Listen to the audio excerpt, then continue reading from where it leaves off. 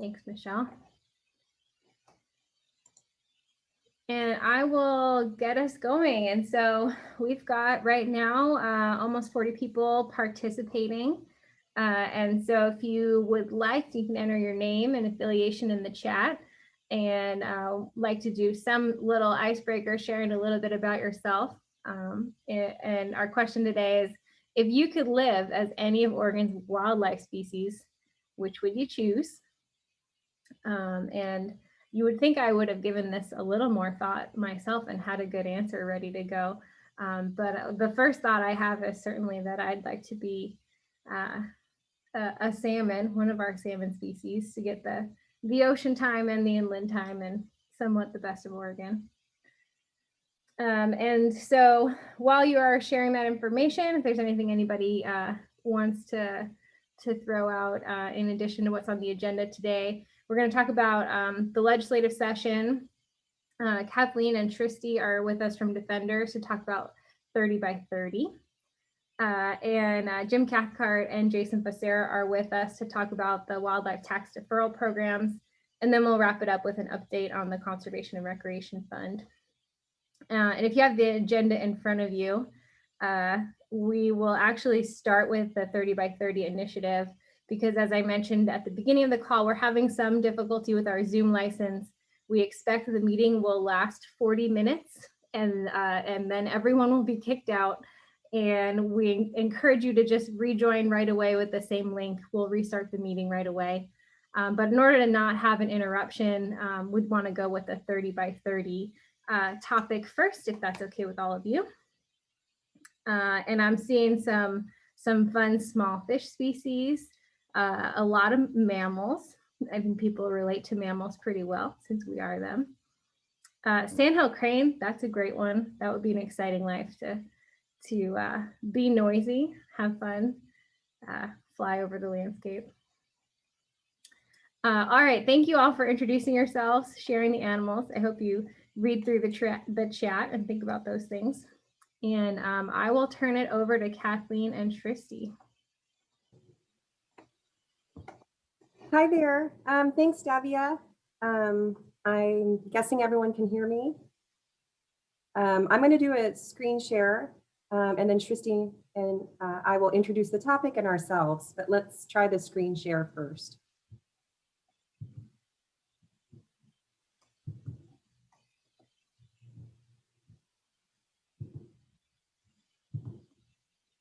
Can you see that full screen?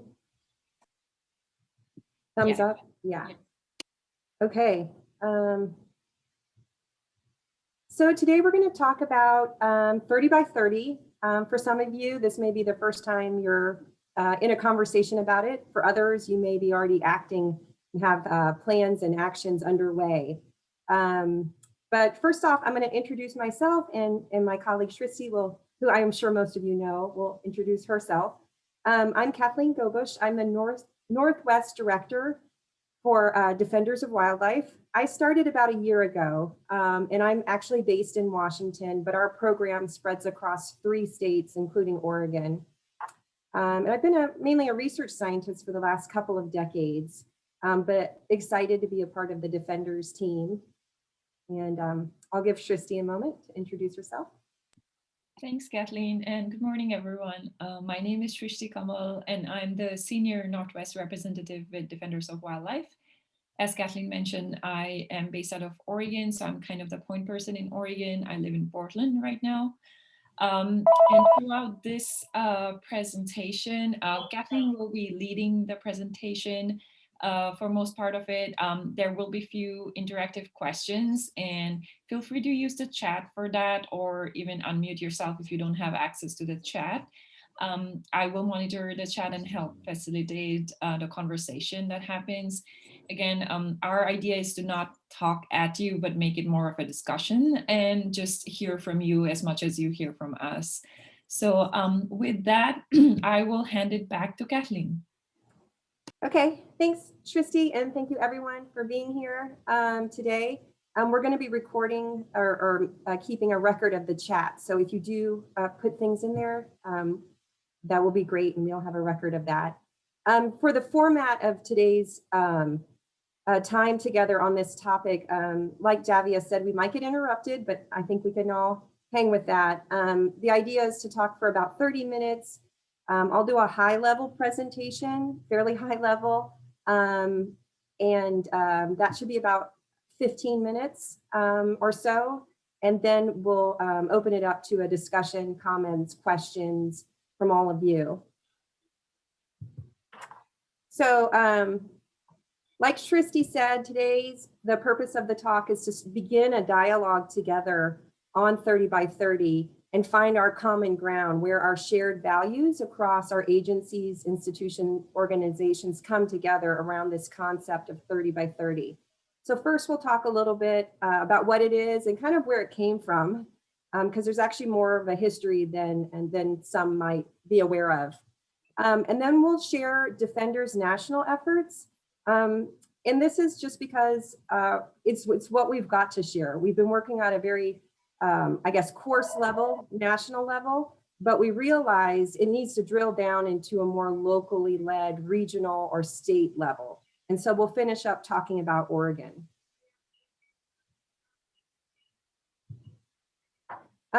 So just to get us warmed up, here's one thing we'd like you to add to the chat, if you can take a moment.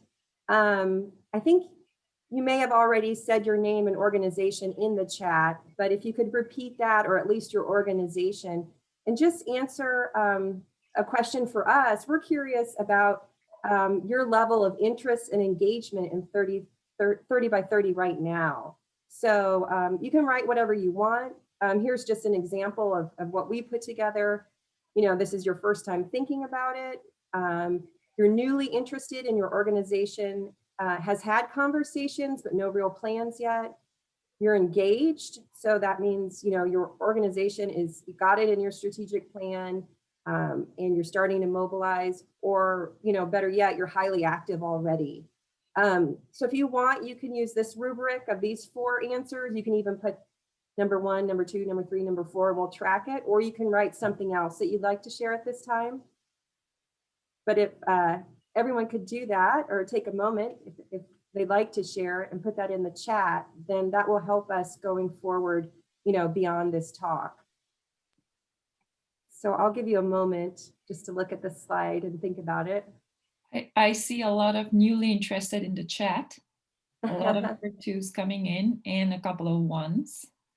Okay. Great. Okay, well, I'm going to move to the next slide, so hopefully you can make a mental note and keep adding. Thanks. So in terms of 30 by 30, you know, how did we get here? What's the background? We all are probably aware of President Biden's executive order relating to it. And I'll talk about that in a minute. But first, I want to take a step back of what's been going on for the last, I guess, 5-10 years or more. This idea of, you know, we've got 2 defining crises of our time for the field that we work in, and that's the climate crisis and the biodiversity crisis. And we've seen this ramping up over time. And there's a lot of international conventions like the Convention on Biological Diversity, which the US is a part of, who have started to think seriously about tackling these. And in about a decade ago, the Convention on Biological Diversity developed the Aichi biodiversity targets. And target number 11 relates to this biodiversity crisis that we're facing. And it pays attention to habitat loss and degradation. You can see in the bottom corner of the slide the main threats that they've identified as leading to extinction risk and population decline of wildlife across the globe. One of the top, there's 5 threats you see there. The top is habitat loss and degradation. So this Aichi target speaks to that. And it was, the target originally was by 2020, at least 17% of terrestrial and inland water and 10% of coastal marine areas, especially those of particular importance for biodiversity, are conserved through effective and equitable management. And it goes on to describe more, but I think you get the gist of it. So that was the goal of last decade. And so 30 by 30 looks to build on that and take it to the next level. And the reason why is because a lot of good science, including this screenshot of a paper by Eric Dinerstein that came out in 2019, says, we've got to go above and beyond if we want to maintain the functionality of important ecosystems that provide ecosystem services for you and me, clean air, clean water, not to mention critical habitat for a number of, myriads of species. So that paper coming out in 2019 really started to get an American audience connected to the idea, but really this has been a topic that's been discussed across the globe for some time. And so that's kind of the precursor to what we see coming out of the Biden administration in January. And that's the Executive Order 14008. And it's an all government effort to confront climate change and contend with the dual crises of climate change and biodiversity loss. And so this is, of course, conserving at least 30% of our lands by 2030.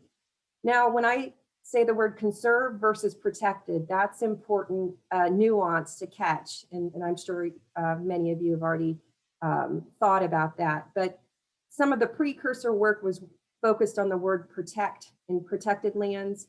This executive order focuses on the word conserve instead of protect. And it's because the administration recognizes that the lands can be used for multiple uses. And then that is important for an American audience, American culture, American land uses.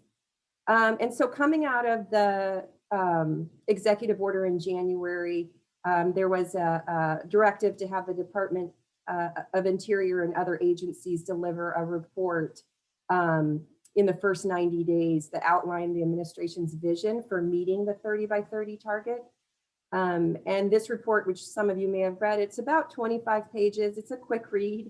It's a vision document. It's not a roadmap, a detailed roadmap, but it's called America the Beautiful, or just ATB. People use that for short. And again, it outlines the vision to meeting the target. It focuses on conservation versus protection, and that's purposeful. One of the key questions that pops up almost immediately is what counts when you're trying to hit this numerical target of 30%. And so they promise in this document that an atlas, an American Conservation and Stewardship Atlas, will be forthcoming. And this is will provide a baseline of the amounts and types of lands managed for conservation and restoration purposes. So that'll be key for all of us interested in 30 by 30 to see as that emerges. They also talk about 8 core principles. I won't go into each of those, but one of them that's really important that stands out is it's the principle of being locally led. And that's where states like Oregon can start to plug in and get serious about it. Also honoring tribal sovereignty is a core principle, and honoring private property rights. And then the report outlines a number of priority areas. I'm not going to go into each of these, but I will mention one that stands out for defenders, and that relates to migration corridors, because we see that as just really key to helping at-risk biodiversity, especially in a changing climate. So if we take some of this national, the global national discussion and vision, how do we translate that to where we live?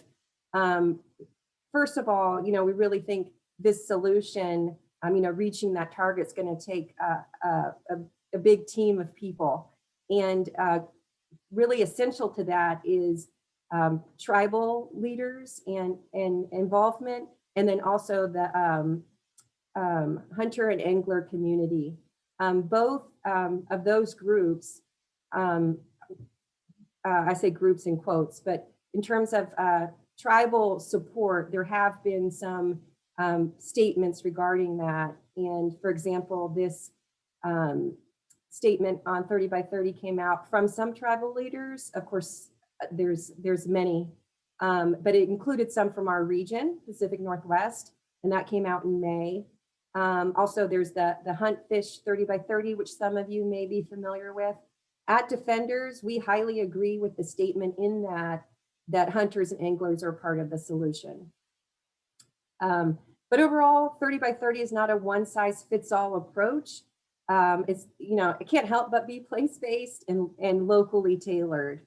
And so that's where we're hoping that to be able to have that kind of collective here in Oregon. We see it happening in other states, not many yet, but we do see Oregon as a thought leader and, on the front edge of conservation and inclusive, responsible stewardship. And so, we're excited to be talking about this with everyone here today. I'm just going to, the next couple slides, because the clock is ticking. I'm just going to, and I want to make sure we have time to discuss, are just some of the work products we've done or created at Defenders. These may or may not be useful for this group and for Oregon. It's at a national level. It's a course view, but it's worth just sharing with you some of what we've done, some of the thinking, and then we can take what's useful or not. One of the first documents we put together, and this was in 2020, last year, before the executive order came out, is a guideline for decision makers. And we were focused on the word protected area. So again, there's that nuance, that change with Biden using the word conserve. So this may have limited value. I'm not certain at this point for how we'll translate this for Oregon. But one of the things we looked at, our science center looked at, was how currently the map looks in different states in terms of protections. And they use the gap analysis rubric that's from USGS, I think. Gap 1 and 2 are the more highly conserved or protected areas, like wilderness, inventory road lists, national parks. Gap 3 is like our national forests, for example, where has some protections, but there also is multiple uses. And so what you can see here, if you look at all the states, I don't know if you can kind of tune in on Oregon, is if you look at just the gap 1 and 2 protection status, we're at about 11%. If we were going to hit this 30% threshold, we could probably rapidly get there by including our gap 3 lands. And when you think of gap 3 in the Pacific Northwest, and I do have to apologize, I'm pretty forest centric. But when you do look at our gap 3s, because of the Northwest Forest Plan, we likely could, with the late successional reserves and the reserve allocations, in a sense, we've got some acreage on our gap 3 lands that are highly protected. So it really depends how we define things for us. But that just gives you a snapshot of, how you can start looking at the numbers. We'll have to see what this atlas from the administration shows and how it compares and how it defines things and how it can guide some of our thinking. The other point I want to make is, central to Defenders thinking is that in terms of getting to that 30 by 30 target, it really depends on what, not all land is created equal. And given the climate crisis and the intent of the executive order, it's going to be important to focus on high carbon sequestration lands. And of course, Pacific Northwest has a lot of that with our forests. So there's a potential to play an outsized role on that aspect in terms of our contribution to the overall nation, just because of our high value forests in terms of carbon sequestration. And that's what this dark blue on the map shows. Let's see, not sure why that picture is not showing. I'm sorry about that. It's just a map showing an overlay of biodiversity species index and carbon sequestration, and we stand out there too. I'm sorry, I'm not quite sure why that that map doesn't show. It also shows it relative to the rest of the country. I can always send that around if people are curious later. And then in terms of drafting policies, I guess this is legislation, model legislation, guidelines, state level executive orders, implementation roadmaps. Our group dedicated to this at Defenders has drafted some of these. The topic is evolving as we speak. So we're trying to keep up with that evolution, but we've got some background materials that if a group were to come together and think about implementation and moving it to the next level, after we've found our common ground together and what we want as a collective, we've got some templates to work off of. And I can share those too, or if you want to email us, or we can add those in the chat. And then, of course, when we look at the landscape, for example, in Oregon, we've got those different GAP 1, 2, 3, and 4 lands. Private lands would fall under GAP 4. And that's a big question for people, is how do private lands fit in? We're not here to answer that. That's a big question. Talking it over with Srishti, our first question is, what do the private landowners feel, think? What do they value? What's of concern? Where do they see the opportunity? So we think that's the first set of questions, is to hear from private landowners. But secondarily, from our wildlife and maybe forest-centric lens that we tend to have with our Northwest program, we are curious on, if there were, conserved lands or protected lands and climate refugia that were on, state or public federal lands, what about the linkages that are so important between them that fall on private lands? That's what, those migration corridors. We're curious what common ground we can find there with private landowners, because we just see those corridors and those linkages as vitally important to so many wildlife species for coping or adapting to a changing climate. And then also just a question out there, what if a key carbon stronghold is on private land? So those are just open questions. And then I just have a couple more slides. And so, when we start thinking of taking it from that global to the national to the local level, there's some considerations that we can offer. And that's a focus on high carbon sequestration lands, prioritize habitat of endangered and threatened species. Of course, this is in our mission at Defenders, so that's, that we wouldn't be far from that thought.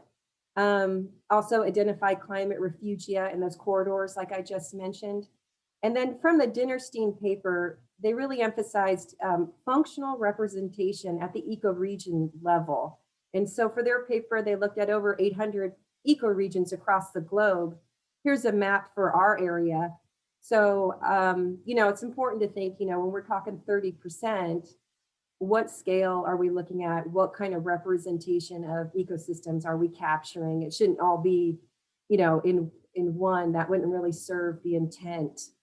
And so those are some considerations we've come up with.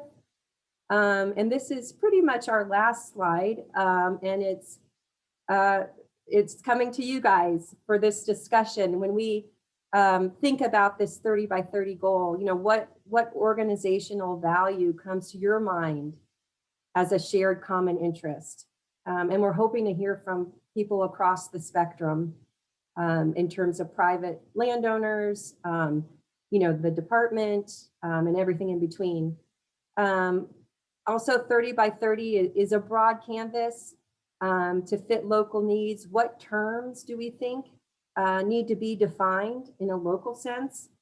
And we may see some of these defined in this atlas, but it would be interesting to have our own terms defined a priori and compare what we see there in case it's open for input or comment or shaping. We don't know what that process is going to be like. And then also, this is just an open-ended question. As a collective, how would we rank our priorities? This is if we mobilize and go forward. with trying to do something for Oregon, like California has, or New Mexico is starting to engage on. If we went down some of those routes, of course, we all come in with different priorities. So I'm not quite certain if this question isn't exactly what are the priorities. I think we could come up with those pretty quick, but it's how do we rank or decide among them, because there will be trade-offs, and there may be some discussion on the decision-making mechanism for that. And then the last question is, we're just curious, how does the department envision its role in reaching America the Beautiful's 30 by 30 goal or target at this point? We know more is coming out, but that's kind of an open-ended question we have. And I'll just say thanks for listening, and we're curious to hear what you'd like to contribute to the conversation. But I can leave these questions up here to make that a little easier. And I can stop sharing the screen. Looks like you have Lindsay McClary with her hand up if you want to start with her. Thanks. Yeah, thank you. Can you guys hear me okay? Perfect. Okay. Yeah, my name is Lindsay McClary and I work with the Confederated Tribes of Grand Ronde. So thanks for a great presentation. Hadn't heard about 30 for 30 or 30 by 30 before yet. Seems like a few other folks on the call haven't. So really interesting, but we work a lot with the Willamette Wildlife Mitigation Program. So just wondering, you know, there's a decent amount of acres that are on the target by 2025. Just wondering if those conservation easements are already captured in the gap 1 and 2, or if those would be a contributing factor into the gap 3 totals. Can you hear me? Yeah, so our that 30 by 30 for decision makers was pretty coarse level out of our crew in DC. So I don't think it drills down into the details. So that's a good question. And we would, it would be important to really take a serious inventory here to see what's counted, you know, and what's not. I could certainly ask our folks, but my intuitive feel is we would need to do a finer scale look. Does that answer your question? Yeah, it does. Thank you. I suspect it's not captured. So in that gap 3, that could be a good place to kind of start. Yeah. I'm sure lots of other folks on the call have thoughts about that too. So Yeah, I agree completely, Lindsay. And as Kathleen had mentioned, I think even for easements on, for example, for private lands are almost entirely falling on gap 4 in that analysis, the way they've looked at it. So you're probably right in your intuition would be our guess, but we really have to look at the exact data they used for that.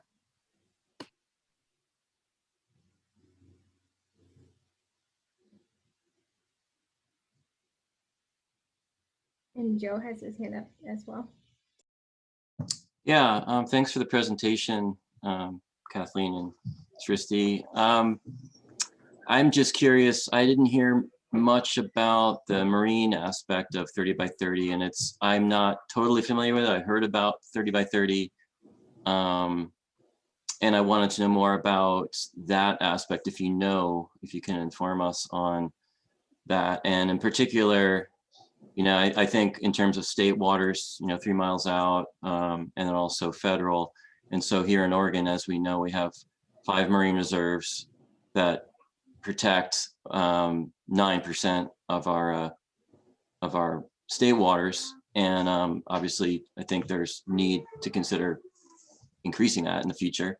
But also federally, there, you know, marine sanctuaries have been something that have come up in Oregon, have been kind of shot down by oppositional communities. So I just want to get a sense of your thoughts on what you can inform us about the marine aspect of 30 by 30. Thank you. Sure, Joe, that's a good point. And admittedly, we have focused on the terrestrial side.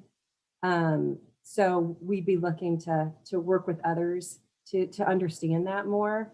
I know, you know, in terms of nationally, you know, a lot of our marine reserve is actually in a place I used to work, the Papahanaumokuakea National Marine Monument out in Hawaii.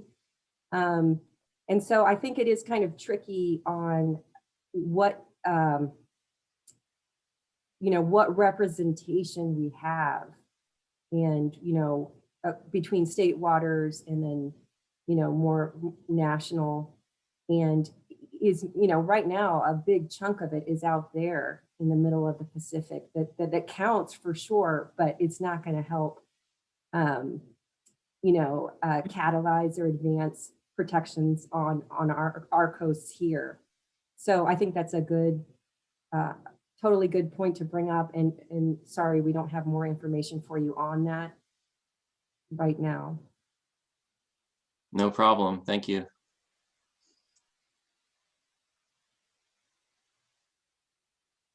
So Kathleen, one of the things you mentioned was sort of other states that have adopted this goal. I guess I'll call it a goal of 30 by 30. Many of those have happened through legislation, where the legislature has adopted that goal for the state.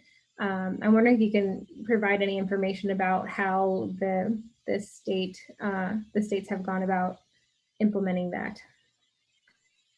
Sure.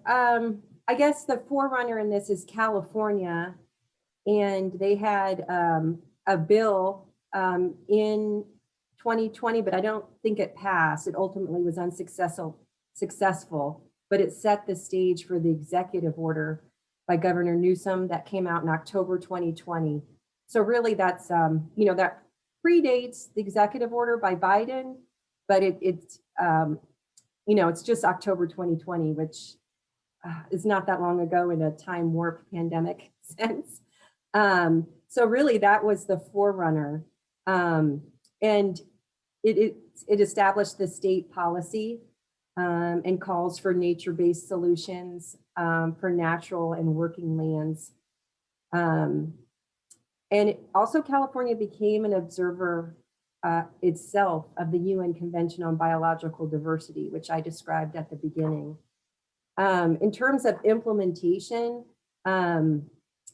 we have a defenders team down in California, and I know they're engaged and they're having public meetings, but I'm not versed on their exact progress to date, but that's the beginnings of the effort there, was that executive order. And then we also have a defenders group working in New Mexico.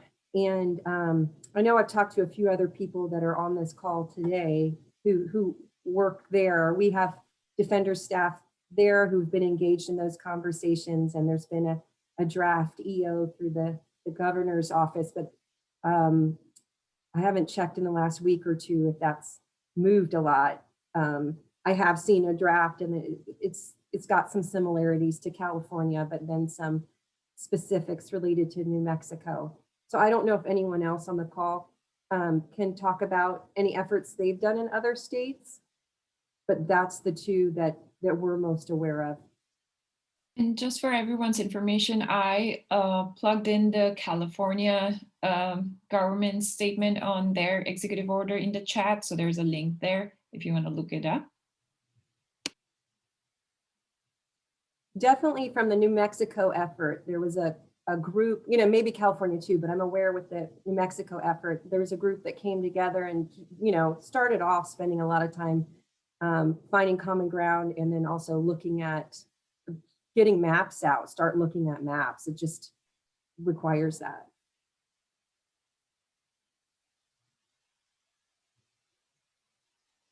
I guess, Davy, I don't mean to put you on the spot, but I am curious of like our last question there, the department, what do you see, or what's your interest right now? I know you've got the new habitat group.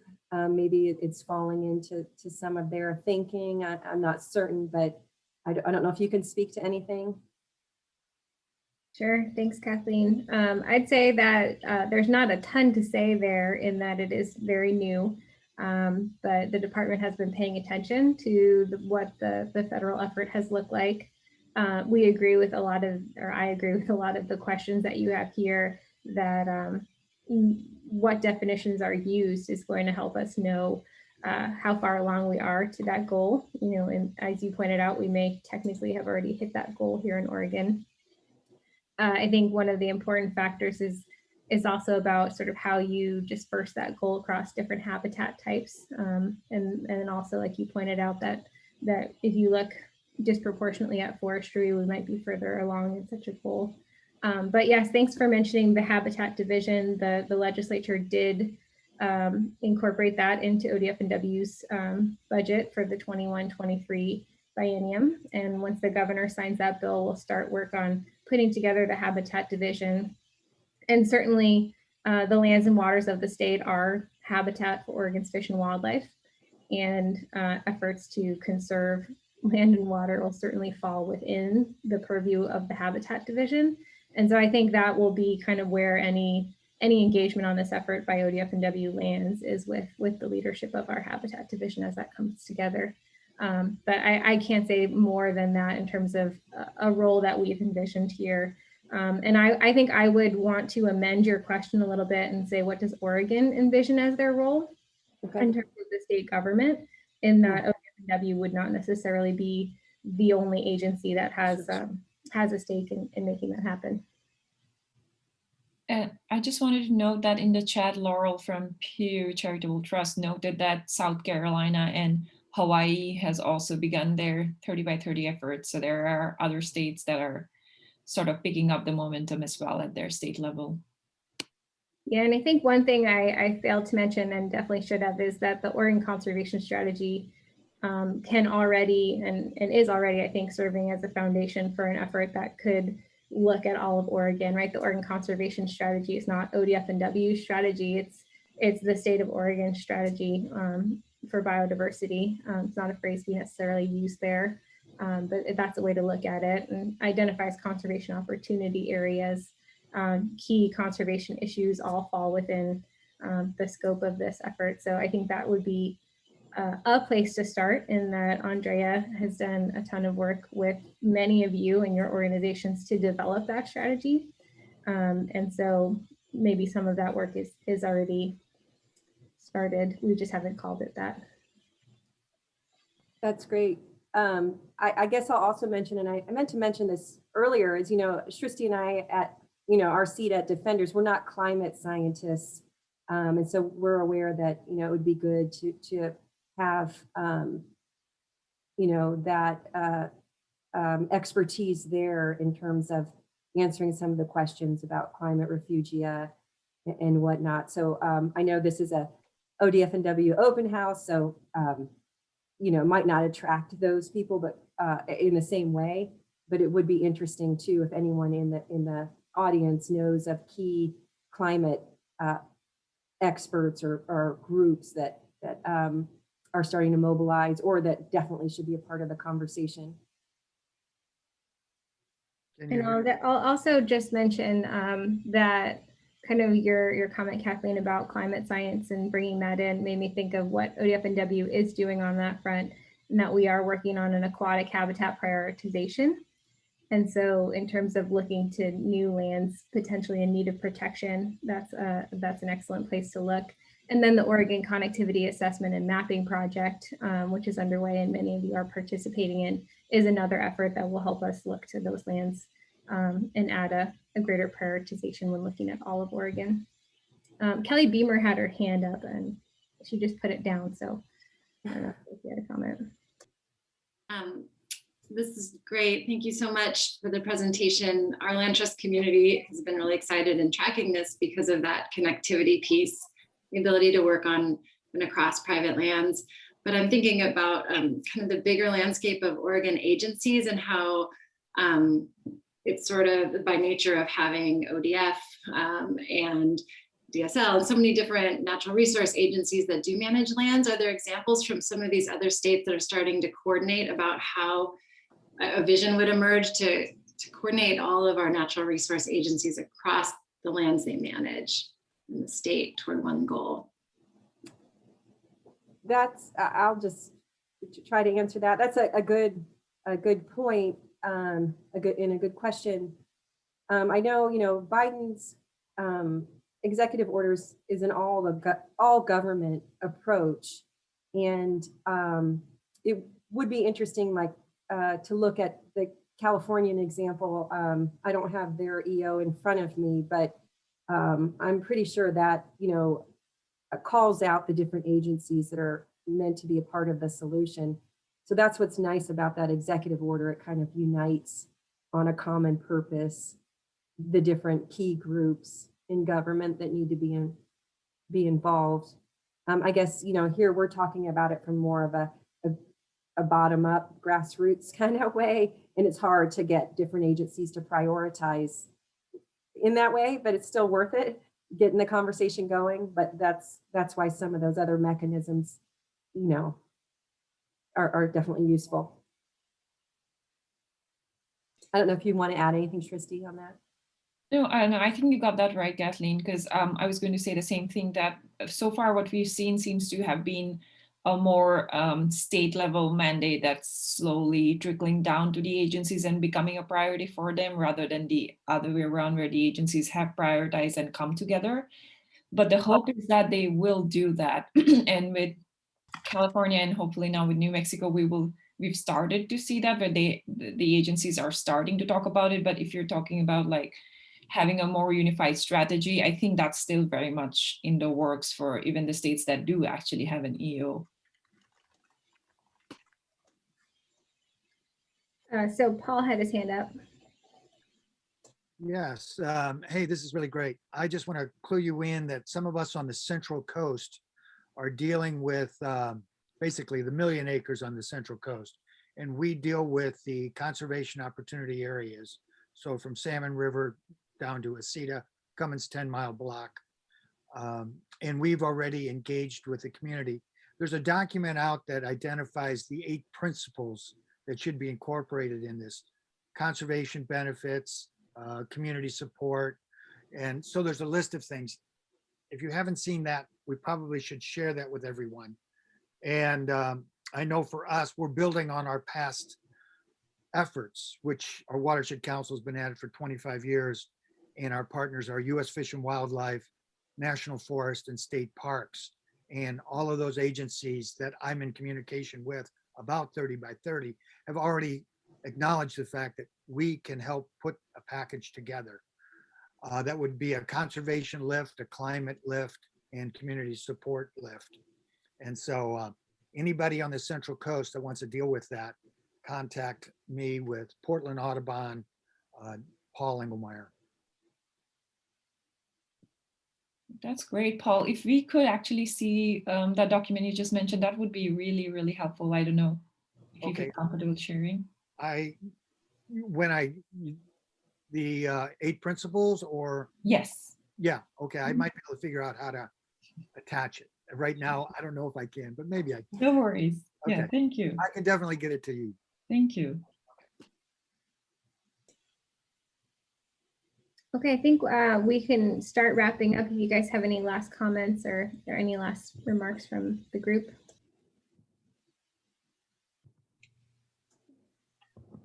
Laurel. Great, thanks. I just wanted to say, thanks to Kathleen and Shristi for this presentation. I think this was really great. Great to kind of start the dialogue. And I think just wanted to note what's been said already, but just reiterate, there's a lot of opportunity, I think, here for, Oregon to sort of chart its own path here and figure out kind of how to think through this framework in a way that really makes sense in our state. So again, just really appreciate the dialogue here and discussion today. So thanks again.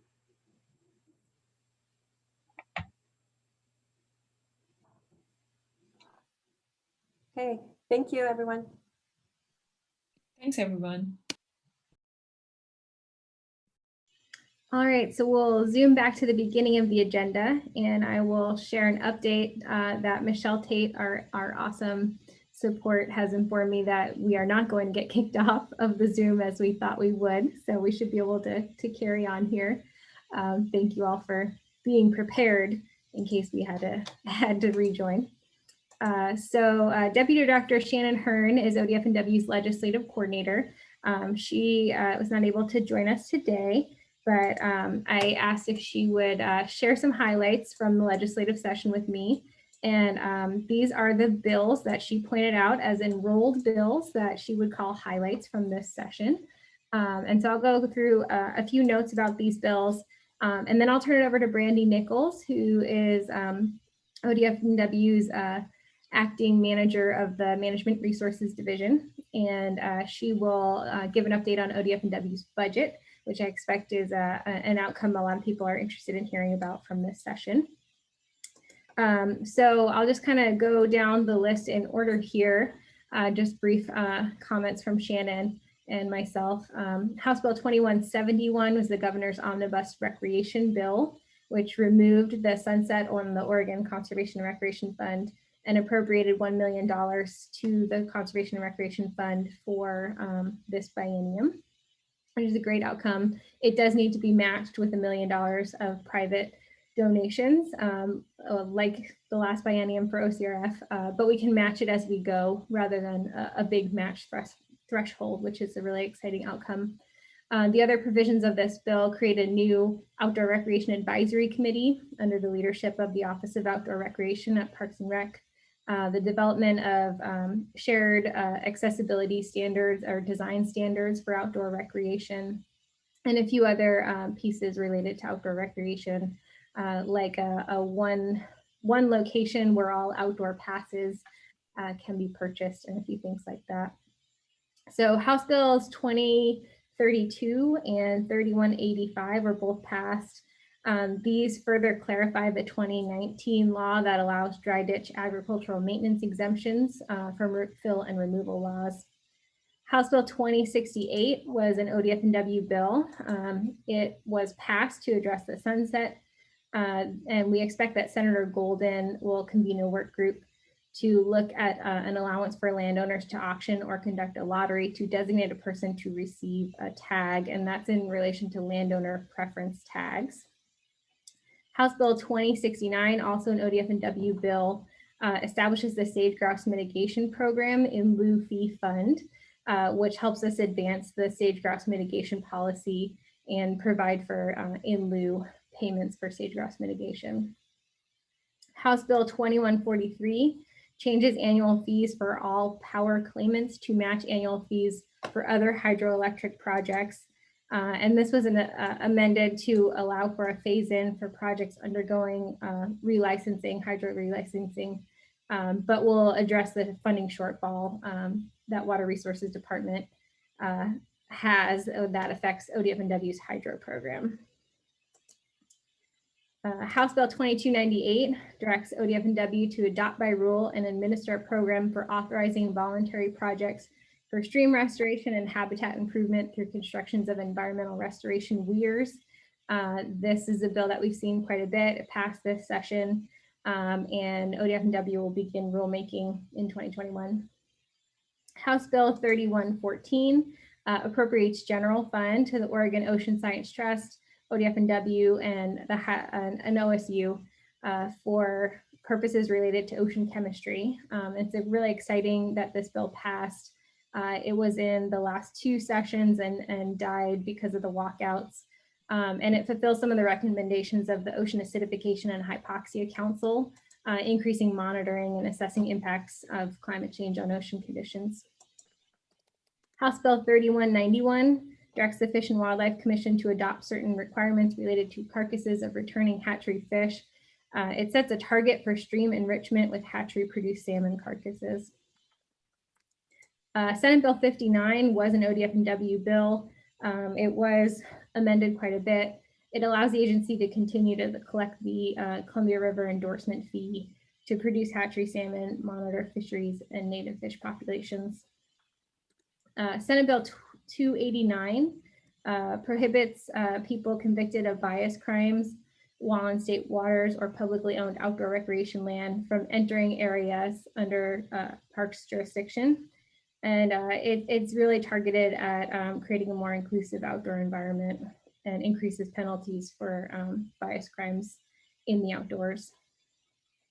And the last one that's a highlight for ODF&W is Senate Bill 320 that relates to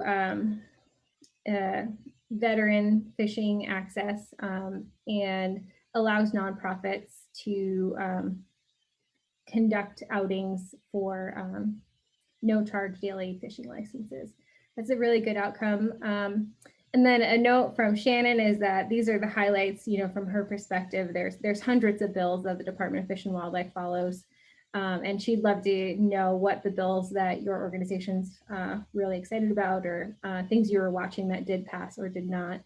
One note, many of these bills have not yet been signed by the governor. There was a lot of action in the last week of the legislature. So I think her office is catching up and trying to move through those quickly. And that includes many of the budget bills. So there are continuing resolutions in place.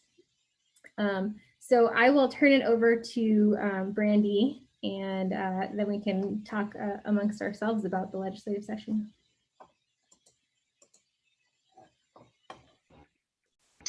All right, good morning, everyone. Let me get my screen share set up.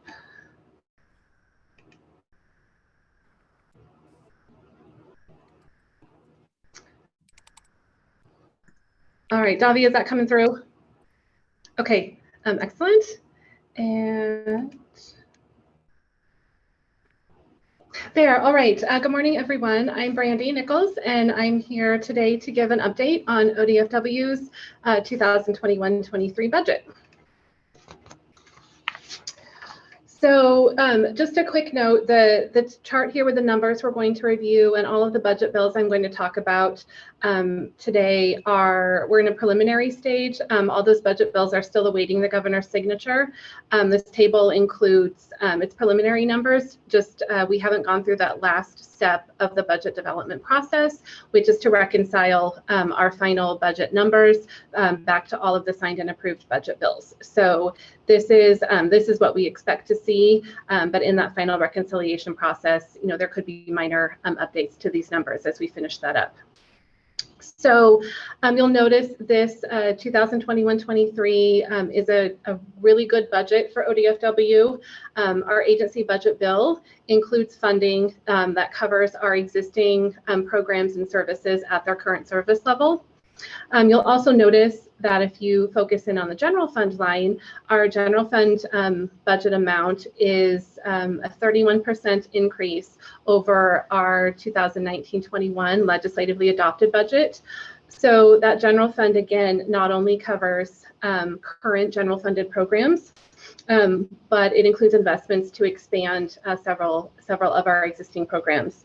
So there are additional investments into the water program included here related to water planning issues and the Willamette Basin water reallocation effort.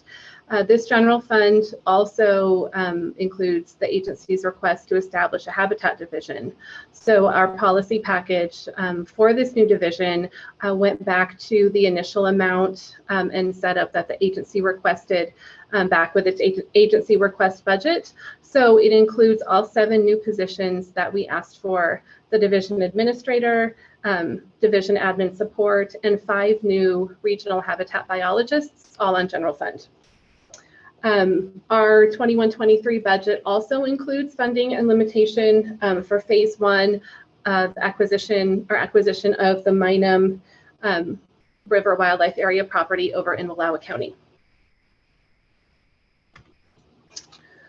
So next, I'll spend a little time talking about our agency policy option packages that are included in the agency budget bill. For the sake of time, I won't go into a lot of detail about each of these, but I'll hit the highlights of the packages that are included. So looking at our fish division, our package for our Klamath biologist position is included. We had a package to support habitat tools with the Oregon coast. Our package for our ODOT culvert repair agreement related to fish passage is included. We have a package for a Central Oregon Irrigation District Mitigation and Enhancement Coordinator, and a Recreational Fisheries Project Coordinator position and package is also included. Looking at our wildlife division, one package was requested and is included in our agency budget bill to continue the voluntary access and habitat incentive program. Within our administration program areas, we requested one package that's also included related to continuing 2 application development positions. And then looking at our major construction and acquisition area of our budget, we have a package approved to continue a deferred maintenance facilities engineer position. This position will continue work focusing in on the deferred maintenance projects that are being addressed and funded through the current deferred maintenance bond funding package that we were given approval for back in the 17-19 biennium. And this area of our budget is also where the limitation for that Mine and River Wildlife Area acquisition that I mentioned on the first slide, that's where the limitation for this acquisition was put into our budget. And this slide focuses in on additional policy packages that would support the new Habitat division included in our budget bill. So as I mentioned on the first slide, our package to establish the division is of course included. And in addition to that, we have two packages related to conservation strategy, farm bill biologist positions. Those are included. The next two listed are the two packages I mentioned in the first slide around for the water program, our basin water planning and mitigation coordinator, and Willamette Basin complex water issues. These two packages will support both of those efforts. Our package for a Good Neighbor Authority coordinator position is included here. And finally, recap package 112 is the package that establishes our Habitat division. Again, that involves a realignment of existing agency programs and positions that focus predominantly on habitat related work into the new division. And this is where those 7 new general funded positions to support the division are also included. So I'll shift over here and I want to spend a little time talking about the end of session bill. So this is another bill that includes components that will be reconciled into our final budget. And even though they're not actually part of our agency budget bill, again, they will be incorporated into our final budget. And they provide some opportunities and some investments in our agency programs. So first off, this bill includes components with a conservation and recreation fund. I know Davia spoke about House Bill 2171 in her update. The end of session bill also provides a one-time general fund amount of $545,000 for deposit into the Conservation Recreation Fund. And that funding is intended to match donations that were collected in the 2019-21 biennium. The end of session bill also gives an additional $200,000 one-time general fund to support the predator control program. And another enhancement here, another investment in our Habitat division is centered around the Western Oregon Stream Restoration Program. The end of session bill gives us new general fund and position authority for 3 permanent full-time positions, which will restore capacity in that program to provide technical support with habitat restoration projects throughout Western Oregon. And if you recall, oops, sorry, the lights turned off in my office. Apologies for that. So some of you may recall that the Western Oregon Stream Restoration Program was actually reduced back in 2017 due to general fund shortfalls. And so this addition from the end of session bill essentially restores those reductions. And see a few more items included in the end of session bill. The agency ODFW, we did request as a policy package, we requested continued bond funding to support additional deferred maintenance projects.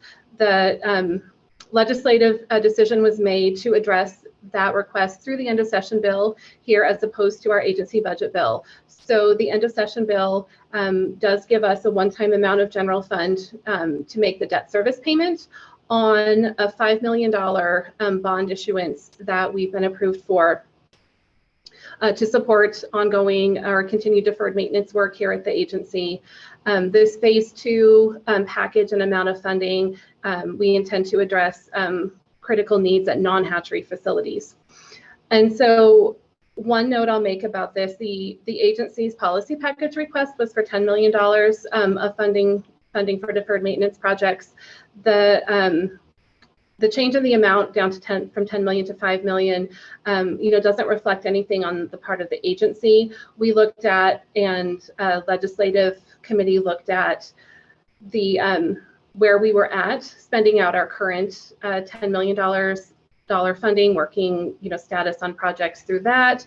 Looked at the overall construction industry and how busy and how overloaded that industry is now, thinking about timing of getting contractors and supplies and equipment set up, and also the funding, the bond funding that comes with comes to us to support these projects. That comes with a 3-year time clock. So it seemed like $5 million was a reasonable amount for us to tackle and accomplish projects in a 3-year time clock.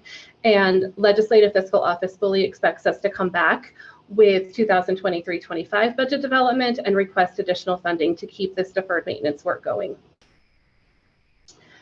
Let's see, the end of session bill also includes a couple of items for ODFW from the American Rescue Plan Act funding. So we are given $5 million for the agency to use to fund fish screens and passage projects. And the bill also includes a designated amount of $1 million out of American Rescue Plan Act funding to go towards, again, towards our Oregon Conservation and Recreation Fund. And so the last note I'll make about the end of session bill, this is the place where every biennium there are standard statewide adjustments made to all agency budgets. And those statewide adjustments are related to assessments and various charges for services that the State Department of Administrative Services charges to all agencies, and these adjustments just true up agency budgets to what we expect to pay and what Department of Administrative Services has in their budget for the cost of those services. So these are standard. We get them every biennium, no surprises here.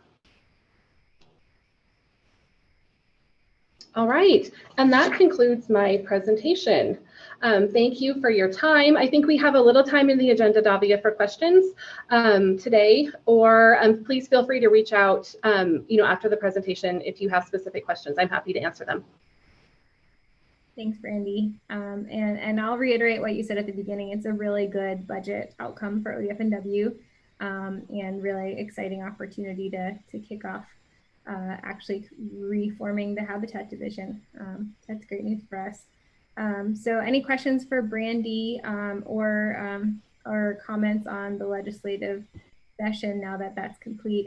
I noted that Srishti pointed out House Bill 2171 and Senate Bill 289 as ones that were high priority for her that she was excited about. This is Jane Hartline, and I have a question. The $1 million to the Oregon Conservation Recreation Fund, that's for outdoor recreation stimulus. Is that in addition to money going to that fund that is for habitat projects and conservation strategy projects, or is it instead of? Yes, and I'll go over that in the OCRF update later in the agenda, but total apportionment or total appropriation for the Conservation and Recreation Fund is just over $2.5 million this biennium. Okay, good.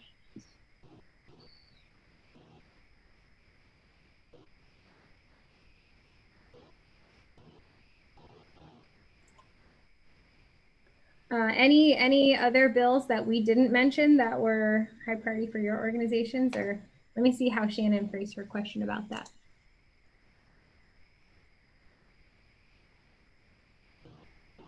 Has anyone heard about working groups forming specifically related to fish passage and screening, Willamette fisheries, or water related issues?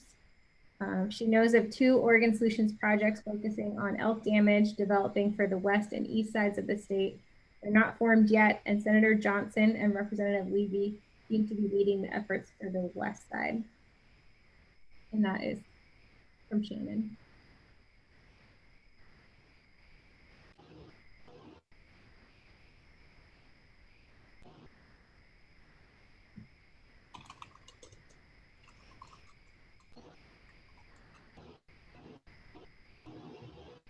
All right. How is everyone feeling about session being over?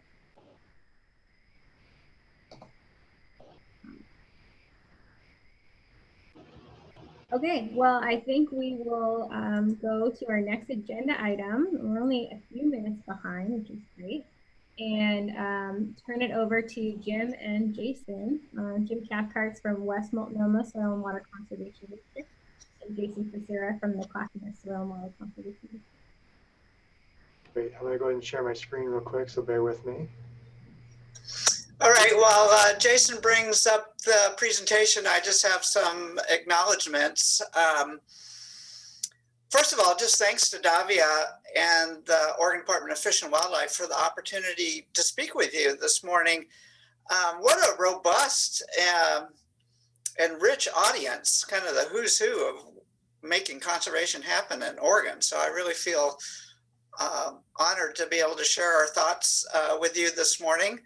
I want to acknowledge the partners we're working with within ODF&W, Jeff Beckler of the North Willamette Watershed District, and John Duran and Joy Vaughn of the woohoo New Habitat Division in the state office. I also want to acknowledge Jane Hartline. Jane is also on the board of West Multnomah Soil and Water Conservation District. And when I came on board in 2016, this was kind of my first assignment, was to bring these programs back. And here I am 5 years later, still working on that task. And lastly, we've been getting tremendous support from Jan Lee from the Oregon Association of Conservation Districts. Our initial discussions as a coalition of soil and water conservation districts around this topic started with conversations through OACD. And at the end, Jason is going to acknowledge some additional partners that have joined our effort and been instrumental in moving the needle. Next slide, Jason. So in general, we're talking about the Oregon Conservation Strategy and oak woodlands, and I'll get to why we're focusing on these particular habitats for these wildlife tax deferral programs, and I'll give you a definition of what I mean by these tax deferral programs. But the key thing is that we see these programs as essential to implementing the conservation strategy and meeting the goals of the strategy. And oak woodlands, as defined in the strategy as a strategy habitat, is kind of the poster child of that example. And it's really a spectrum of habitats based on densities of Oregon white oak, Quercus garryana, anywhere from prairies to savanna to what I call woodland proper to forest, which is kind of close canopy oak. We're all talking about those kind of habitats. In the strategy, there's separate definition for grasslands, which encompasses part of this spectrum of habitats of what in general I'll be referring to as oak woodland. So I'm not being specific with the use of that term. And historically, the reason why these habitats are a strategy habitat is that they have diminished extensively since European settlement. Essentially, the effect of the European settlement on indigenous populations and the ability of those populations to manage these habitats using prescribed fire, remove fire from the landscape. And that was the first threat to the loss of these habitats, was the lack of that management. And then further exacerbated by farming and commercial forestry, urban development, rural development. And this is, I'm speaking specific to the Willamette Valley. Some of the numbers will show you, but that's the trend. So we just got a fragment left of these habitats, and they're very important to some strategy species. And that's why the emphasis on that.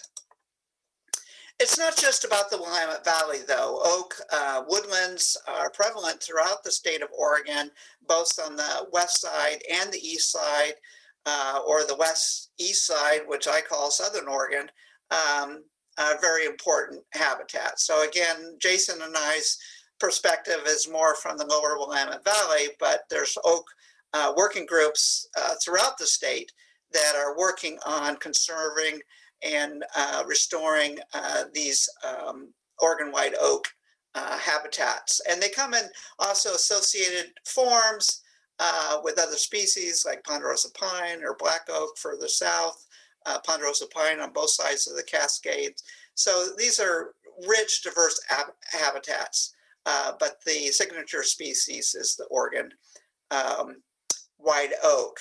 And the reason why we're centering these habitats on the importance of the wildlife tax deferral programs, and that term in itself is a little bit of a misnomer. Basically, what I mean by tax deferral is that landowners get a special assessment for specifically managing for conservation. So they're not managing for farm use. They're not managing for commercial forestry use or commercial range. They're managing for conservation. And so these programs are designed for landowners to keep that special assessment so they don't have to pay higher and best use for having those lands in conservations. And loosely we call that a tax deferral program, but it's really a special assessment. And the reason for it is like, well, there's economic value. So we want farms because they're economically valuable to Oregon. We want commercial forests. They're economically valuable. Both of those are also conservation value as well. So it's not exclusive. But when we allocate lands to like oak woodlands, it's a clear choice. I'm not going to be farming. I'm not doing commercial forestry. I'm really doing habitat across the majority of my land or the area. And that still has economic value to Oregon. And that's what I mean by these programs. And again, why are soil and water conservation districts even are here talking to you? Well, our niche is working with private landowners in voluntary conservation. That's what we do. That's what we set up to do. We're local government entities, special districts, if you will, just happen to be conservation districts. And we have local elected boards.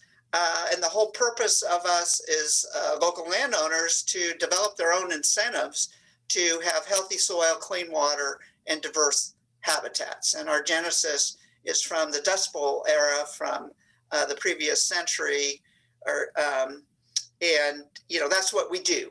And it just so happens the opportunity to restore oak woodlands centers on private lands, because that's where most of the opportunity is, on where the remaining habitat, and that's what we do.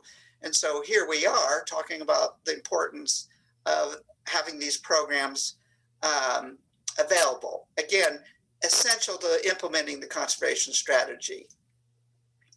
So what specifically am I talking about? There's really three special assessments for conservation.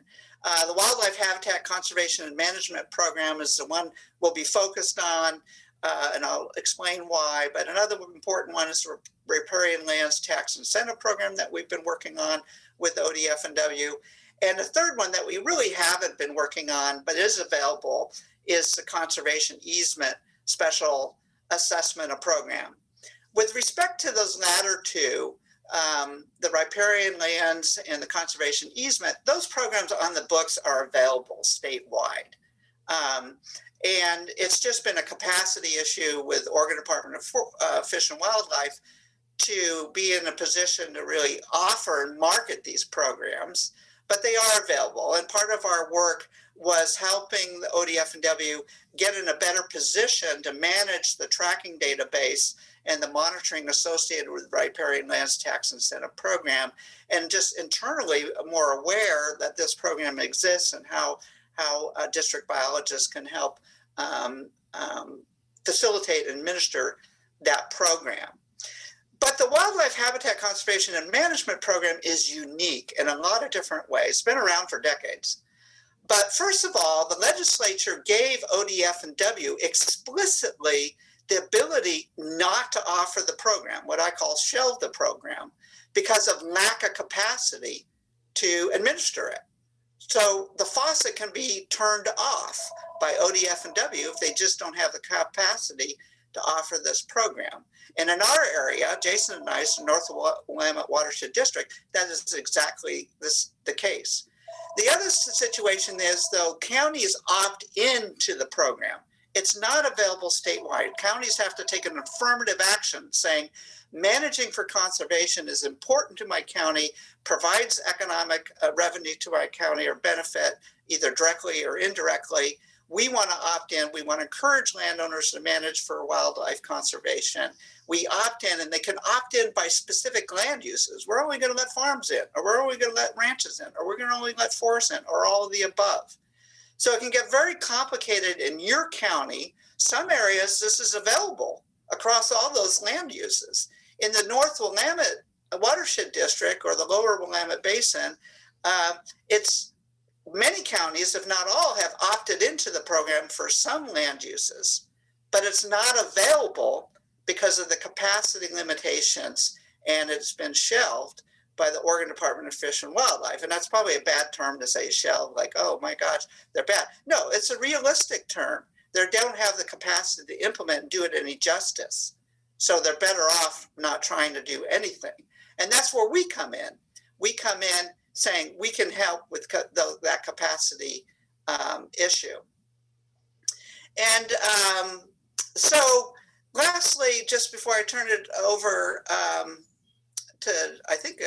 to Jason, is we've had some successes on this. So it's this is kind of not in order, but we created a memorandum of agreement with the Oregon Department of Fish and Wildlife, with the state office, and in particular the North Willamette Watershed District, to look at, well, we work with private landowners on a daily basis. We're out there monitoring conservation actions. We write plans for this program when it was available. Let's work together and lessen that workload. You have the responsibility, as well as county assessors. Let's not leave them out of the equation. They're very key to this particular program, the Wildlife Habitat Conservation Management Program. But we're out there. We can, let's bring you the right fit to these programs. Let's help you.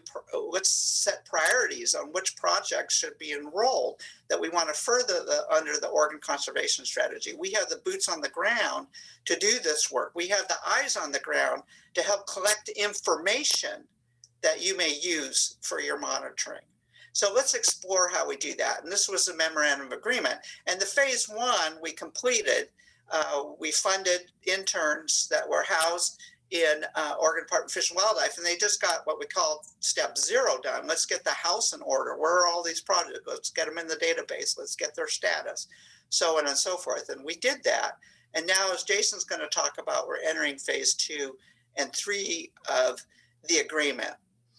Prior to this legislative session, we really felt we were climbing a steep hill on the capacity. The hill got less steep. This session has been tremendous. So we got the new Habitat Division field biologist positions that was not in the governor's recommended budget. We got those. Everybody did. That was a great effort. And that helps on capacity. But, this is good times. We're swimming in money, both at the state and the federal level. That's not going to last forever. We have our work to do to still continue to make sure that habitat is core business, along with wildlife, game, if you will, and as well as fish, if you will. Habitat, non-game, is essential core business. And so that framework is established, the infrastructure is there. We can really work with that and to make our conversation going forward much easier. So that's kind of the, I think, next slide. And thank you for keeping up with me, Jason. But I'm going to turn it over to Jason now, and he's going to talk about what we're doing in the near term, and what, our work isn't done yet to bringing back these programs, mainly the Wildlife Habitat Conservation Management Program, fully functional. Yep. Thanks, Jim. Appreciate it. So as Jim was mentioning, these programs are pretty critical to our field staff. And there are projects that aren't happening on the ground because landowners are stuck between these deferral statuses of whether, they either have to farm for, have a farm income or a forest income. And if they don't have one of those two, they really are, their hands are tied, they'll end up paying back taxes. So these programs are really critical to getting oak habitat on the ground. And so in order to do that in the North Willamette area, we really wanted to see this program come back and be available to folks. So phases 2 and 3 are focused on ramping that capacity back up in the North Willamette Watershed District on the tax programs. Both WHCMP and the Rural Lands Tax Incentive Program requires a habitat conservation plan, and once enrolled, monitoring once every 5 years to ensure compliance with the accepted plan. So to that end, we're working with the ODF&W North Willamette District to develop and implement a pilot program where districts will lend their field staff capacity to these programs. Districts can visit the sites, take photos, compile data for ODF&W to make the compliance determination. So we're separating those roles.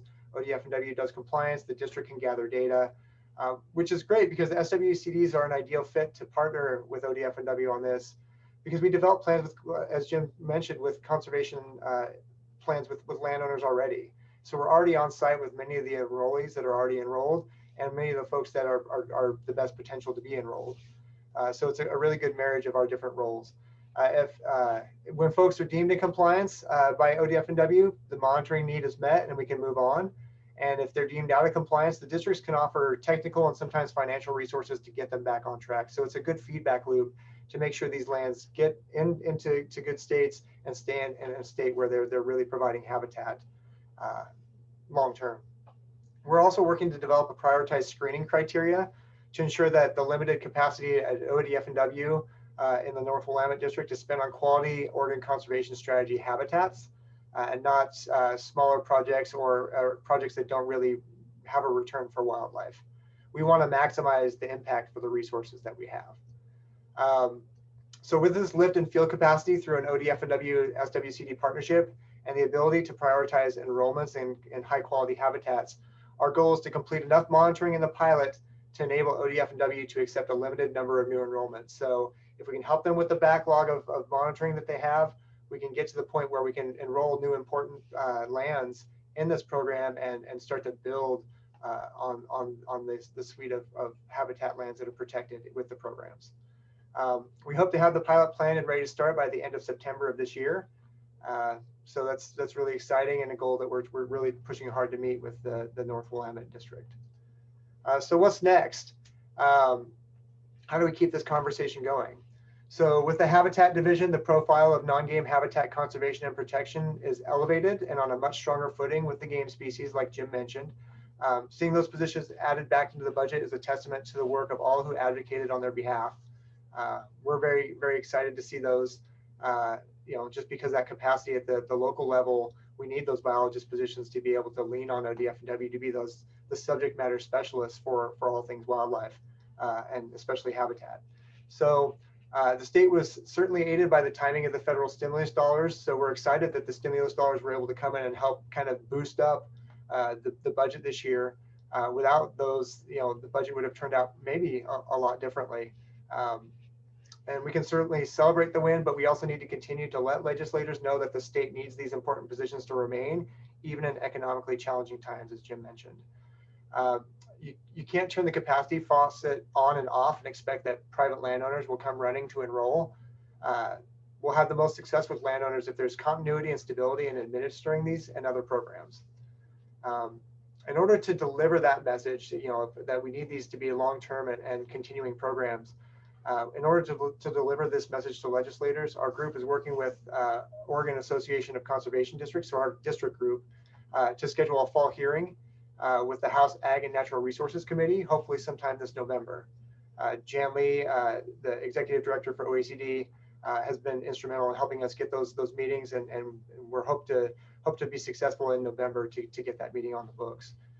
We'll need to continue to collaborate also with our oak conservation and restoration objectives with our regional partners and the broader conservation community. There's a really robust group of folks interested in oak restoration throughout the region, and we're going to continue to work with them to try to leverage each other's capabilities to see more resources brought in for oak restoration. So what will we need to be successful? In order to be effective in meeting with our legislators, we need to be able to share the stories of both successful and unsuccessful efforts to utilize the tax incentive programs.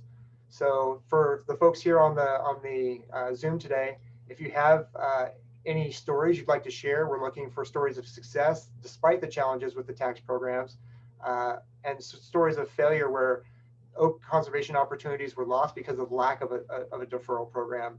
more acutely in the North Willamette areas is where we're seeing some of this. We're not as familiar with, like Jim said, the other parts of the state.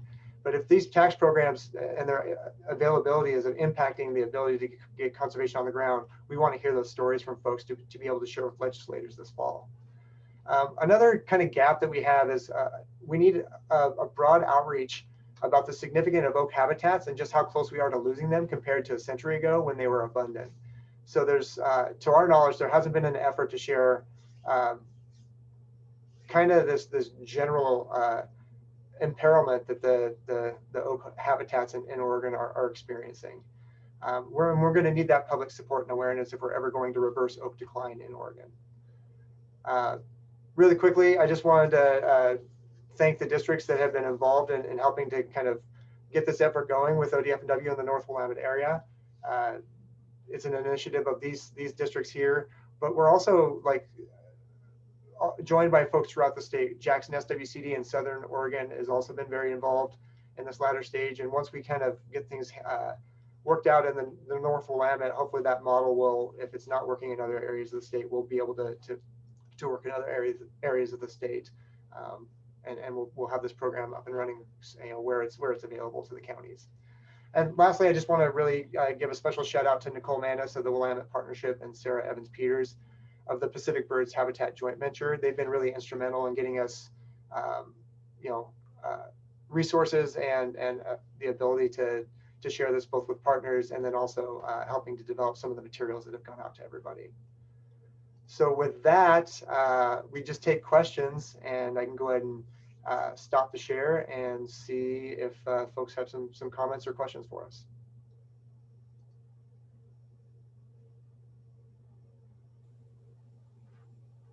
Looks like Sarah Evans Peters has her hand up. Go ahead. Yeah, great presentation, Jim and Jason. That was a really awesome overview.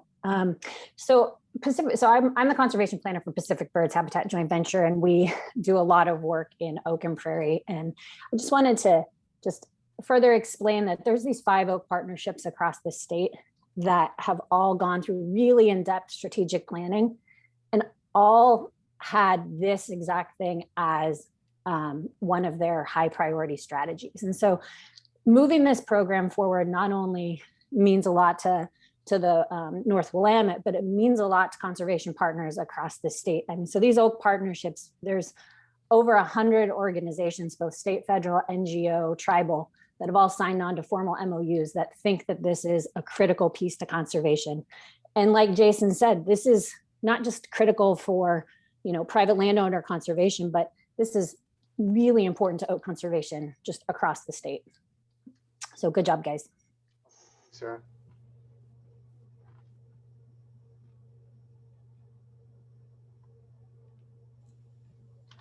Great. If there's not any additional questions, we appreciate you letting us come and present today, Davia. And if any of you folks have need more information about how these programs are or aren't working or want to provide stories, just feel free to reach out to us with our contact information on the slide. And thanks for your time.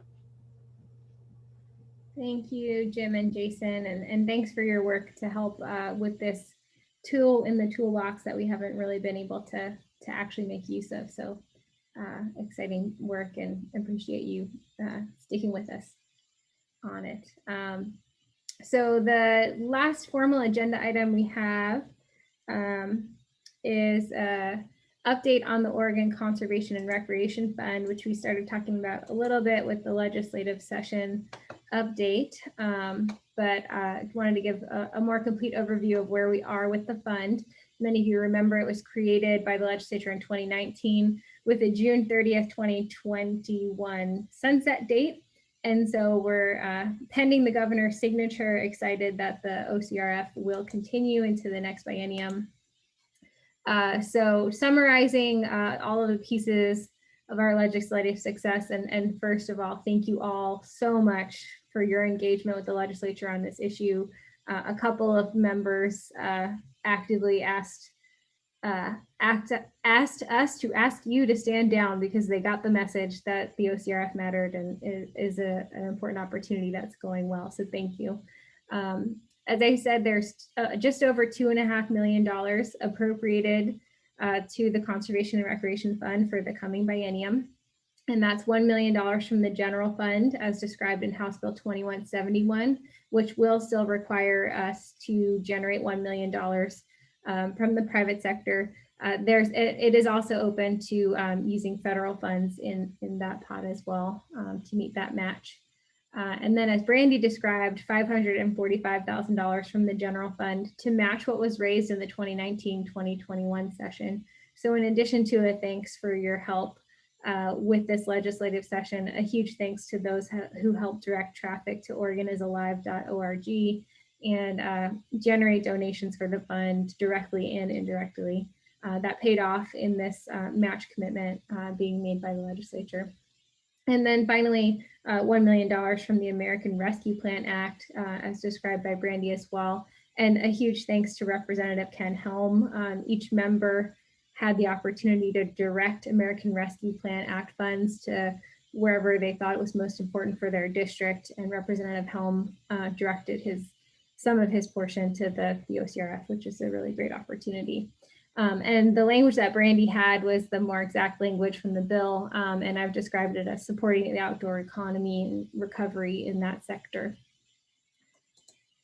So as of yesterday, the Conservation Recreation Fund generated $525,257. So just a little bit short of the amount that the legislature put out there to match. The legislature in that language with the match allows us to continue to match the $545,000, which we should get to very quickly. Over 24,000 individual contributions have come into the Conservation and Recreation Fund. We're really excited and proud of that amount. When we started this in, I guess, July of 2019, right after House Bill 2829 passed, I spoke to a lot of professional fundraisers. And they said, you're working on a capital campaign here to try to raise $1 million. Normally, we spend 2 to 3 years internally putting together the plan and the talking points for that kind of campaign. We had to go live on day 0 without much. So I wanted to show this graph because it shows how much momentum has been built for the OCRF over the last year and a half since the fundraiser went live. And thank you all for that support. We're really just starting to get rolling, I think. On the expenditure side, the Oregon Conservation Recreation Advisory Committee started meeting in March of 2020, so just over a year for that group. There's 29 Conservation Recreation Fund projects underway right now and 7 projects that are ready to go, as in we have the funds for them and we just have to do the paperwork, back-end work to get those going. So that's 36 projects funded by that $525,000 that I mentioned on the previous slide. A lot of great organizations doing this work and across a diversity of ecosystems from the ocean to the high desert, from projects that are all about outdoor recreation opportunities to pure habitat projects on private lands. So a huge diversity of projects there. And many of you will remember that in January of this year, the advisory committee identified a list of projects that they wanted to fund when the money came in, and I'm happy to report we are doing all of those projects now. And then just wanted to end with the reminder, the fundraiser is still live at OregonIsAlive.org. And I think that is the update on OCRF. If there's any questions on that, I'll take them now. I guess the last piece of information is that the advisory committee meets this Thursday, July 15th, still virtual, but the governor has advised that all state offices will reopen on September 1st. So meetings will be able to be held live starting in September. The Fish and Wildlife Commission meeting will be live in September, working on a joint live and virtual option for that. And we'll do the same for the Conservation and Recreation Advisory Committee. And one of the important things I wanted to mention is that the committee really was operating in this, we only exist for a year sort of space, and trying to bring in funds and spend them quickly. And now that the sunset will be removed, assuming the governor signs House Bill 2171, the next few convenings of the advisory committee will focus on what the future looks like and what we do with the money that's been appropriated this session. And I think that is it on the Conservation and Recreation Fund.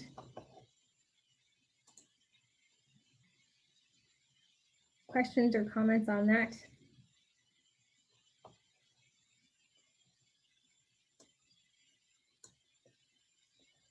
I see comments in the chat coming in on the Wildlife Habitat Conservation Management Program. Thanks for that.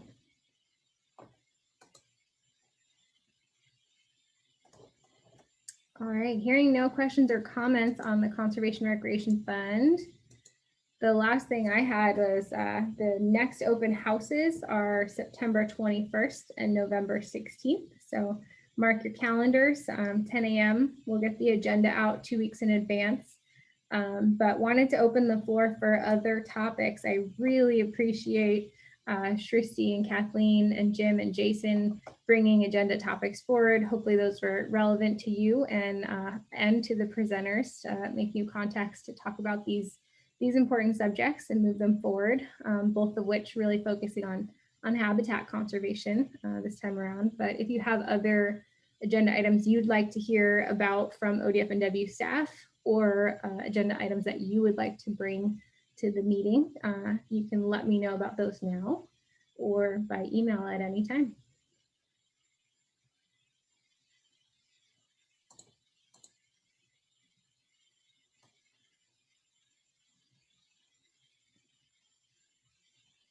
All right. Hearing nothing, I hope you guys will all stay tuned for work coming from the Department of Fish and Wildlife, from our Fish, Wildlife, and Future Habitat Division, and enjoy your summers. And we will see you in September.